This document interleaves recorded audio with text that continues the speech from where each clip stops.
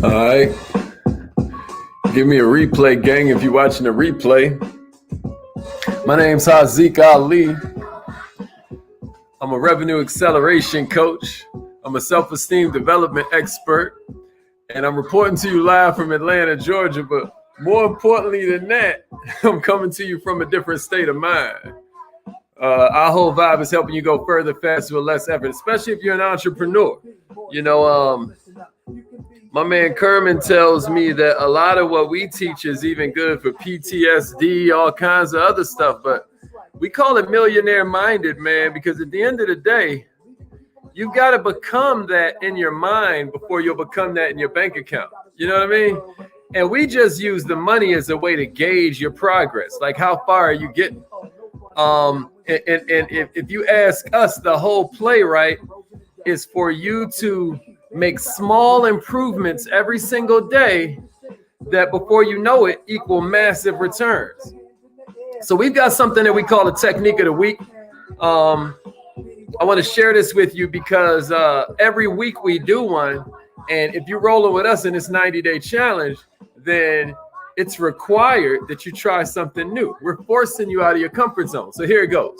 Call up somebody you love and be like, after you exchange pleasantries, you say, hey, listen, I've been working on a project. I know we haven't talked in a while, but I've been told I'm not that good at sharing what I do, and I should be helping way more people. But listen, do you know anybody with 2 jobs who might be looking to get rid of one of them? All they can do is say no, yeah, or heck yeah, me. Hey, good morning. Here we go. Make sure you're checking in. So that's your technique of the week. All they can do is say no, or they're going to say yeah, or they're going to say heck yeah, me. What is this about? Once they start asking you what it's about, all you do is say, oh, man, listen, I'd confuse us both if I tried to explain right now. But check it out. We can talk at 6 tonight or 8 tonight. What works better for you, right? We call that 2 alternative choices. That's what you do next. You give them 2 alternative choices. And then what that does is that avoids helping you look crazy when you say, well, let's talk at 6 p.m. tonight. And they're like, well, I have a PTA meeting. Well, let's talk at 6:01. Let's talk at 7. Oh, I'm going to be eating dinner. Let's talk at 8. Next thing you know, you sounding like you ain't got nothing to do, which is hella unattractive, and nobody wants to hang out with you because you seem bored and like you ain't got nothing cracking. All right, everybody checking in. There she is. I was wondering where you was, Allie. Let's get it. I was wondering where you was, Allie. All right. Yeah. Let them know where you from. Yeah.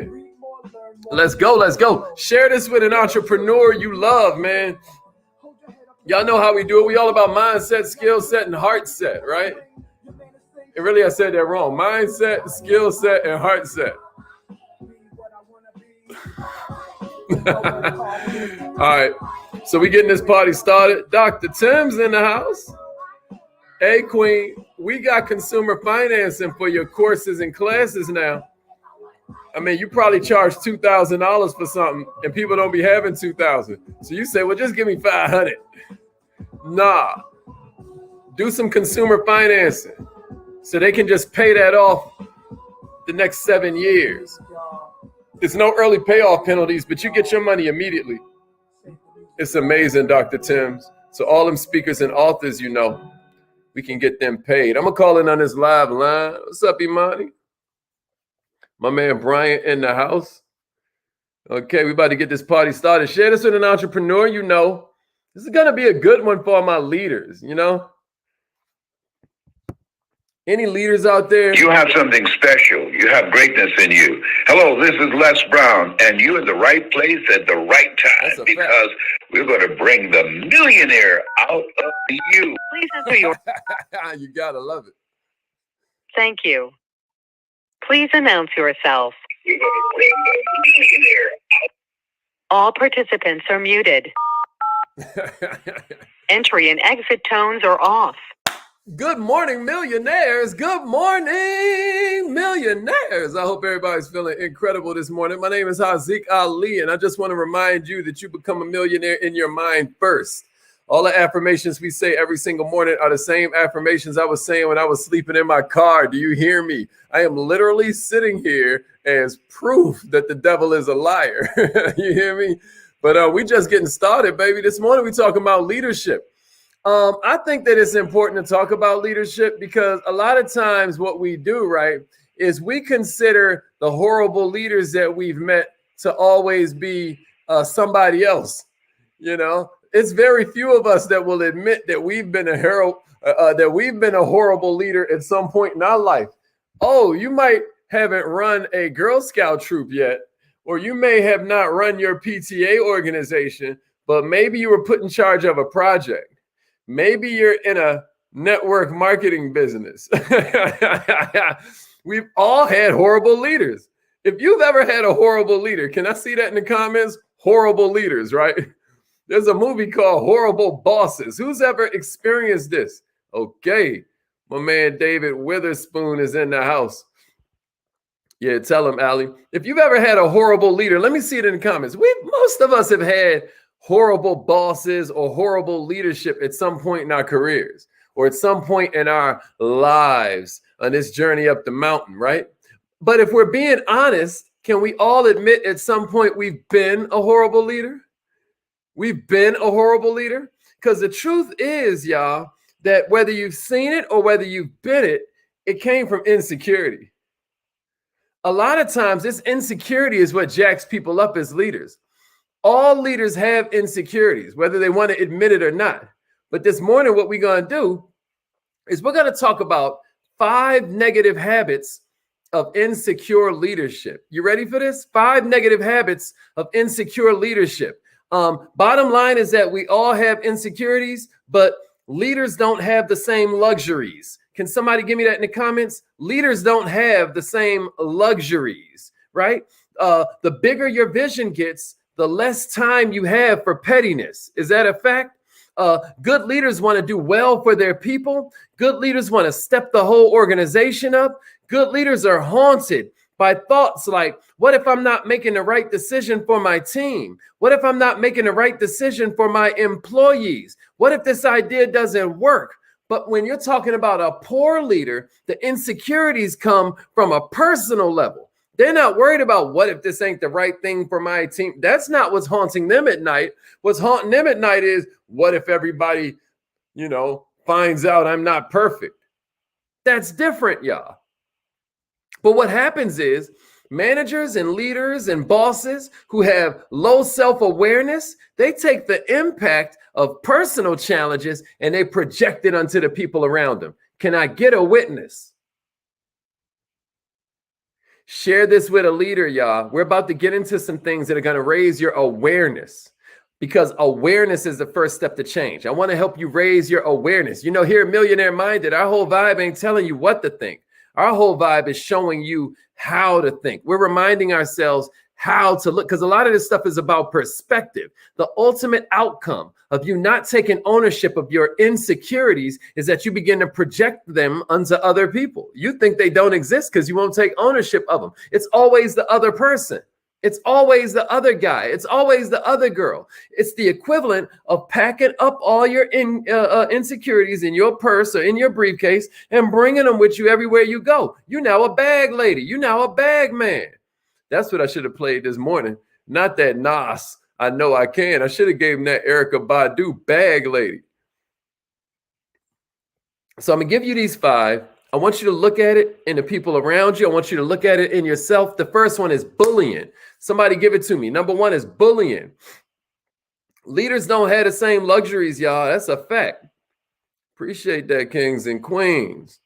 Appreciate that. Leaders don't have the same luxuries. That's a fact. Charlotte, check it in. Mama Mahasan up in here. Leaders ain't got the same luxuries. That's right. That's right. Bullying. That's where we going first. All right. Here's what we mean by bullying. Insecure leaders, man, they always got to get themselves looking bigger by making you look smaller, right? I'm going to tell you how bullying normally manifests with insecure leaders. It's like they're inappropriately harsh, right? Inappropriately harsh in a public meeting towards the team or towards employees. I'm going to tell you what bullies love doing. Bullies love escalating employee mistakes into public hangings. Bullies love taking this little thing they caught you doing wrong and making that a big. Now they CCing everybody, right? Now they're condemning you through email. Now they're calling you out in meetings. We ain't talking about accountability. We're talking about bullying. You ever experienced that? Have you ever done that? I'm asking for honesty. The truth will set you free. And then we got justifications, right? What be our justification for this stuff? This is what it takes to get the job done. You know, people don't respond to weakness. Some managers, some leaders, some bosses believe that making an example of an employee is going to get the rest of the team stepping it up. They think that's going to make the rest of the team, that's going to encourage them to do better. I'm going to tell you what studies show. Studies show that this public humiliation has the opposite effect. Watching our colleagues publicly suffer does nothing but demoralize us and makes us more scared to speak up. Now it's like, well, we ain't going to take a risk and suggest an idea because we don't want to get, ripped apart at the seams. Another thing is that when you see somebody bullying or when you feel yourself bullying as a leader, it's a power trip going on. Share this with a leader, y'all. Share this with a leader that understands that the leader doesn't feel like he or she is in control of other people. The leader feels like he or she is in control of themselves. But this bully we're talking about, when they don't feel in control, they try to take someone down a peg to show their dominance. They're trying to get their leadership from their position instead of their disposition. Am I making sense?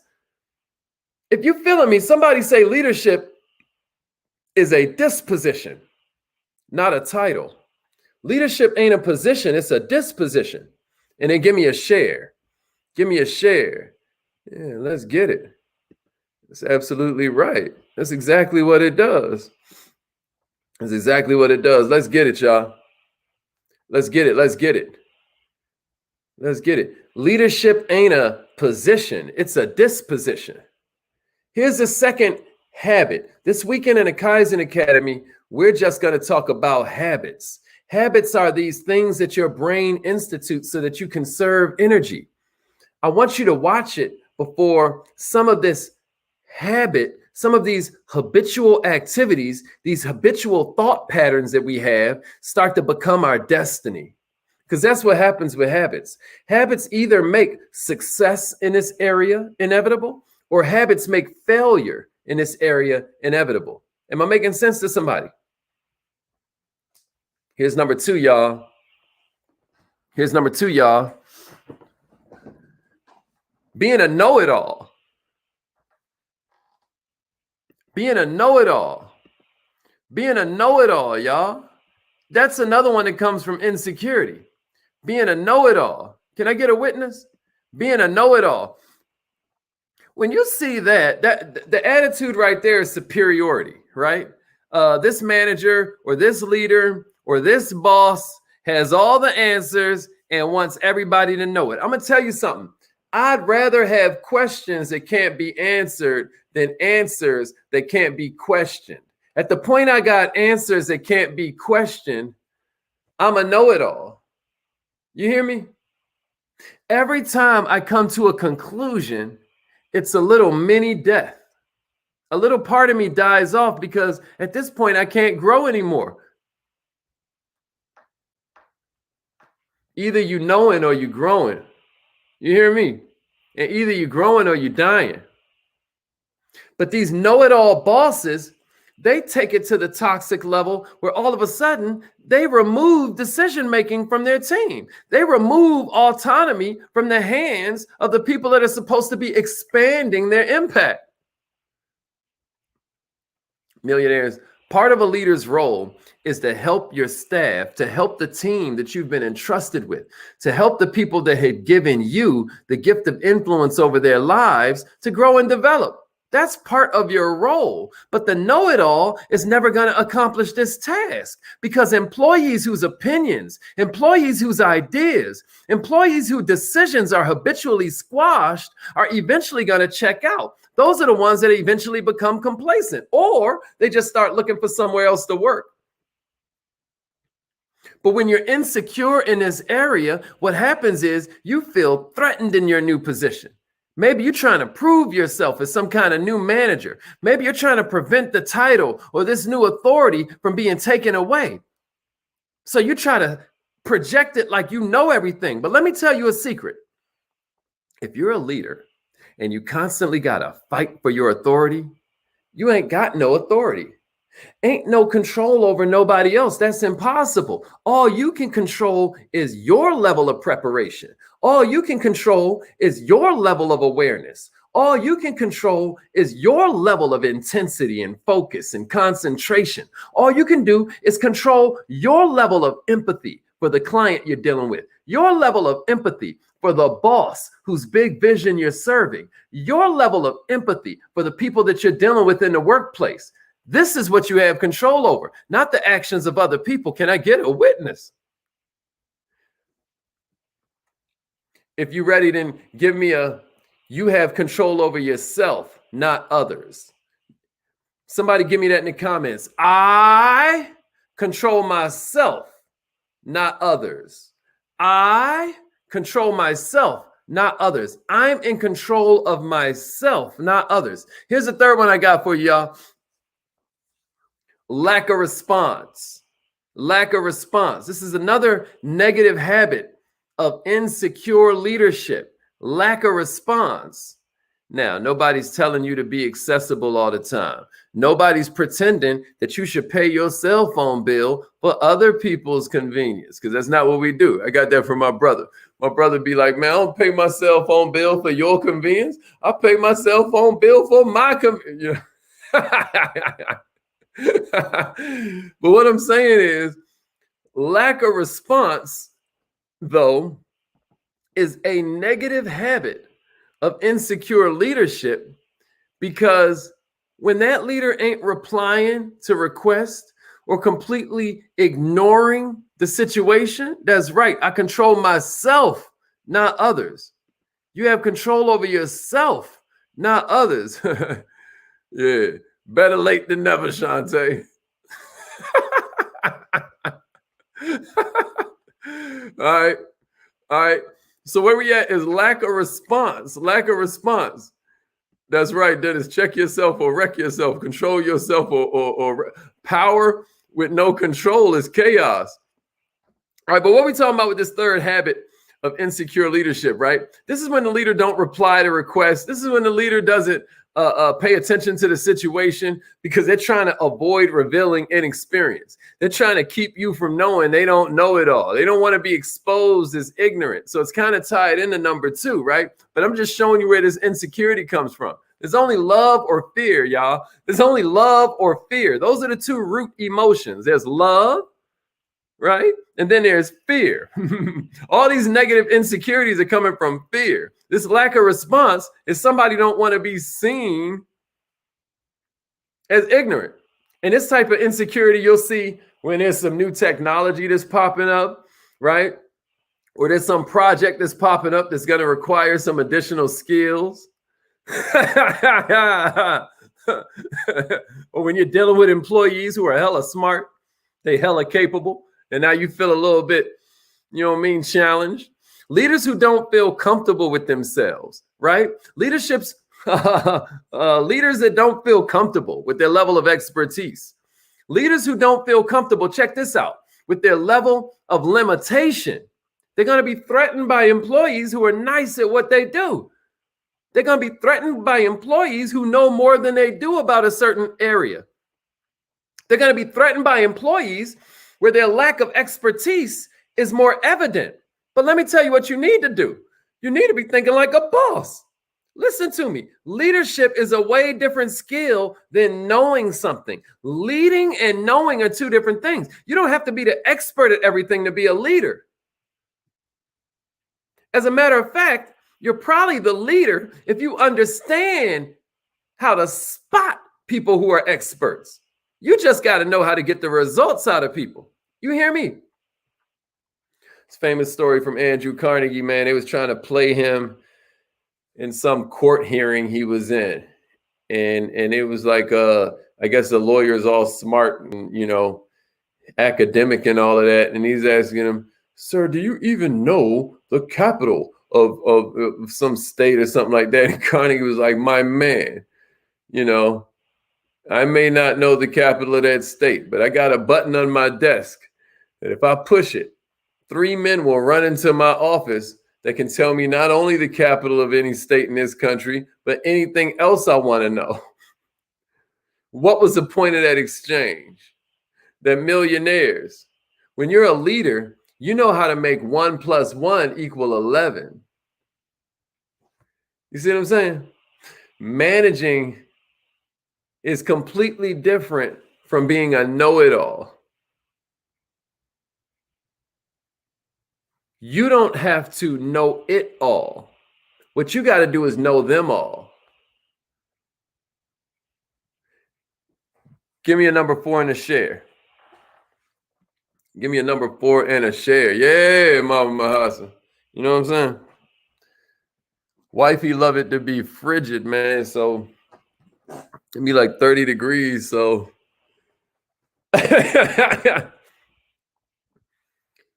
all right, let's get it. All right, let's get it. Here's number 4, y'all. Give me a number 4 and a share. Appreciate the shares, y'all. Sharing is caring. It could be fun. Anybody remember that Gushers commercial? All right, anyway. Here's number 4, micromanaging. This is another negative habit of leadership. I got 2 more for you, and then we out of here. We about to go do our affirmations. Micromanaging, y'all. This is the leader who's always looking over your shoulder. They're making all these reviews on the minutia. They are activity directed instead of mission directed, right?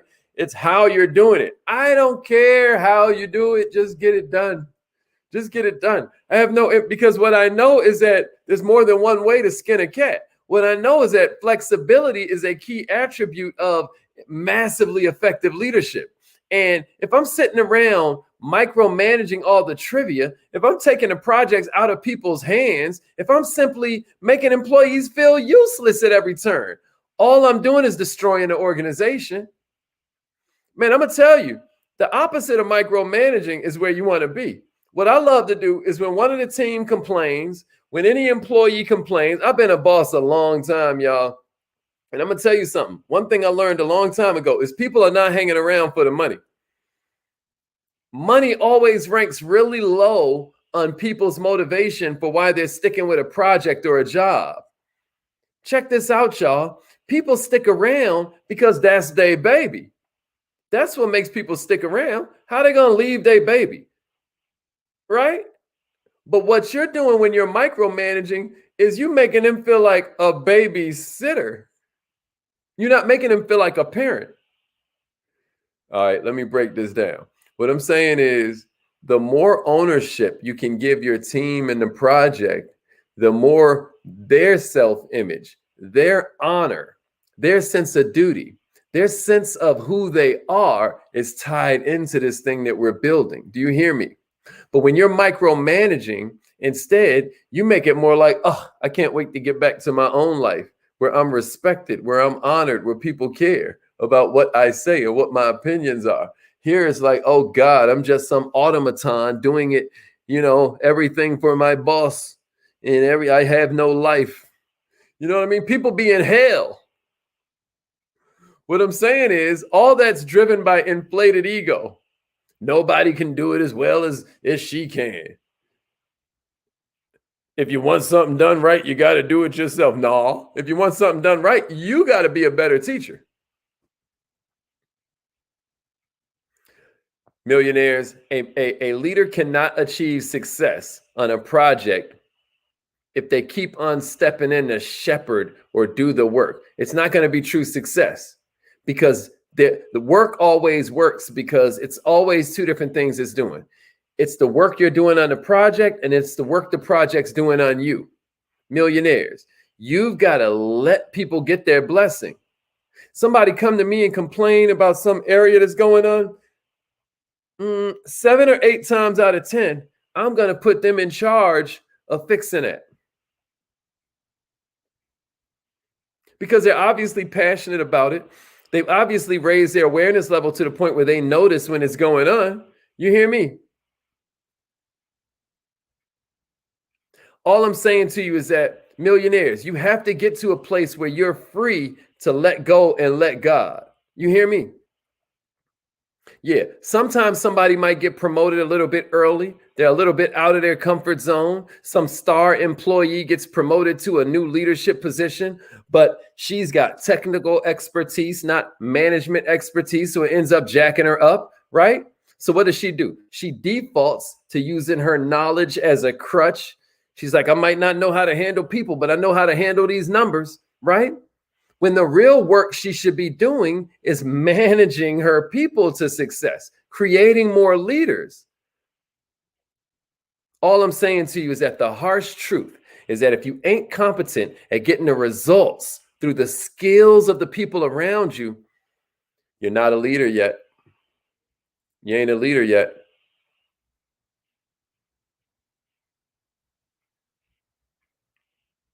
Somebody say leaders get it done with their people. Leaders get it done with their people. And then give me a share. Leaders get it done with their people. And then give me a share. Yeah, Smitty, we glad you're here. Leaders get it done with their people.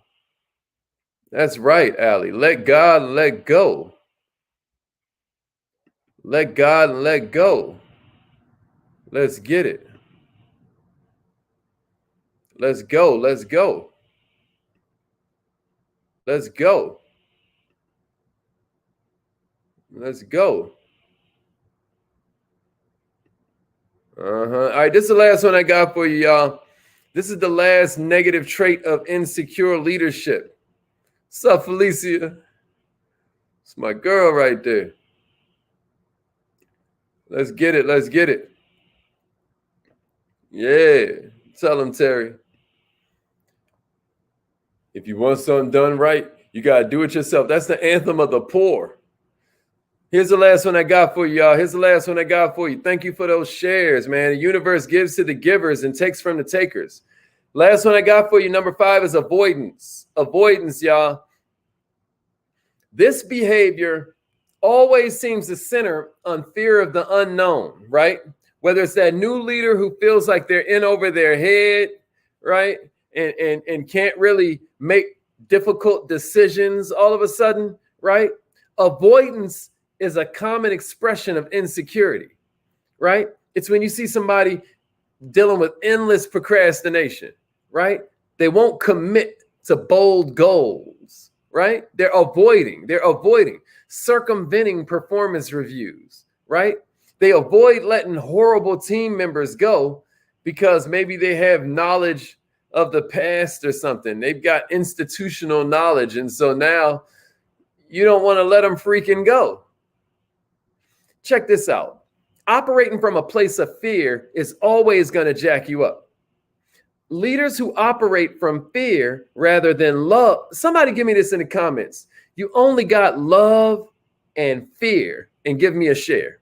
You only got love and fear.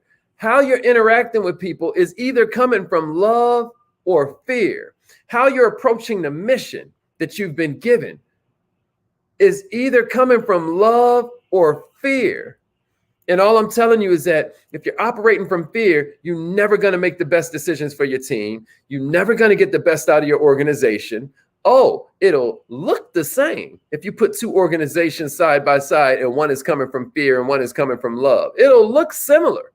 But I'm going to tell you, in the long term, the army that's going to win is the ones that's doing it for the mission, not for the money. They're not here because, oh my God, if I leave, I'll never be able to pay my bills. That's not where it's coming from.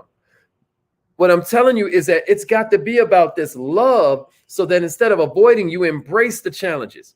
Avoidance is coming from these insecurities about the course corrections that are inevitably going to come along the way. Miss Simone Simmons was talking this weekend at this Women at Win conference about how, space shuttles are off track some massive percentage of the time. I mean, something crazy. Like most of the time, you ever been driving down a highway straight road, but your steering wheel keeps on going and then you got to correct, or then your steering wheel goes this way, you got to correct? Millionaires, you can't be insecure about course corrections. In today's environment, you only going to stay competitive if you're able to course correct, if you're able to embrace change when there's a better way that makes itself apparent. But many leaders don't realize how deep their insecurities run. And they don't realize how it plays into their managerial style. This weekend on the Kaizen Academy, we're going to talk about nothing but habits. These habitual habits, if left unchecked, these habitual behaviors, if left unchecked, I'm going to tell you, they become voids in your personality. The reason we practice personal development is because it's short for personality development. What we're looking to do is create the kind of personalities that attract success instead of push it away. We want to make it attracted accidentally instead of push it away accidentally. We want to make success inevitable instead of failure inevitable, instead of abject failure becoming inevitable. Because that's the only conclusion to this kind of behavior. You're gonna crash and burn eventually. You're on borrowed time. Millionaires, leaders who are honest with themselves and develop stronger self-awareness, they can make better decisions about not only what they need to change in order to improve, but also they can start to make 1 + 1 = 11. It's affirmation time. I should have put this phone number on the screen a long time ago, but y'all know how we go. If you never did affirmations before, come try them out. These are the same affirmations I would say when I was homeless, y'all. I was sleeping in my car, and now I'm a millionaire, and I was calling it millionaire minded before I was a millionaire. You get what I mean? I'm telling you, try it, even if you never did. I repeat after me, millionaires. Here we go. I am so happy and grateful